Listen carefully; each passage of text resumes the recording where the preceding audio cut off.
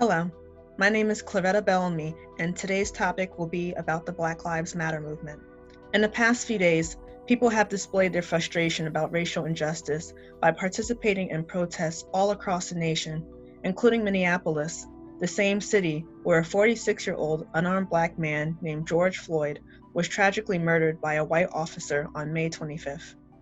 Floyd's death was one amongst a string of many deaths that have occurred within the past few weeks, including the death of 26-year-old Breonna Taylor, a Black woman who was fatally shot by police in her own home in Louisville, Kentucky on March 13th, and 25-year-old Ahmaud Arbery, an unarmed Black man who was killed by white individuals while jogging in Glenn County, Georgia on February 23rd. During this time, individuals have showed their support of the Black Lives Matter movement in multiple ways. Today, I will be interviewing Olatiwa Karade, the creator of the Unarmed Project, who has expressed her support for the movement through an artistic approach, recreating the moments of police brutality through photography, which aims to speak for the many voices that have been silenced. Hi, Olatiwa. Thank you so much for agreeing to sit with me here today and talk about your new project. Thank you for having me. Can you tell me and the world a little bit about your project called Unarmed? The Unarmed Project started with a hoodie I released in my store, Splendid Rain Co, a year ago. And then I brought it back after the execution of Ahmaud Arbery and Breonna Taylor. I just wanted to show from our viewpoint in a world where we see public lynchings that have gone from picnics and town squares to Snapchat stories and viral videos. So I just wanted for the world to see through our lens how we feel. Can you tell us a little bit about your photography in the Unarmed Project? Explain what's happening in the pictures and what do they mean? So for the photography, I actually shoot all my photography with my phone. So I was really just trying to get the raw image of the emotion behind the picture. And a lot of them, especially the one where their subject is laying in the pool of red flowers. I just really wanted to focus on the meaning of life and the metaphor of life in terms of growth and how that is snuffed out due to the color of our skin and for no other reason. I just want to show that there is a person underneath our hoodies, there's a person underneath our baseball caps, there's a person underneath the image or possibility of a weapon in our hand or our skin color being a weapon. And I do believe that that's what Black Lives Matter is about, is that we are human, we are people, and the color of our skin does not give us less meaning.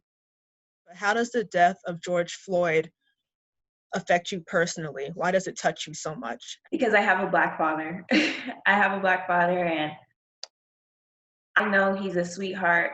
I know he's soft and gentle, but looking at him, the way people perceive Black men as a danger and as a threat, I would hate, absolutely hate to see anything happen to him or anyone else based off of the color of their skin. And I would hate to have anything happen to me based off the color of my skin.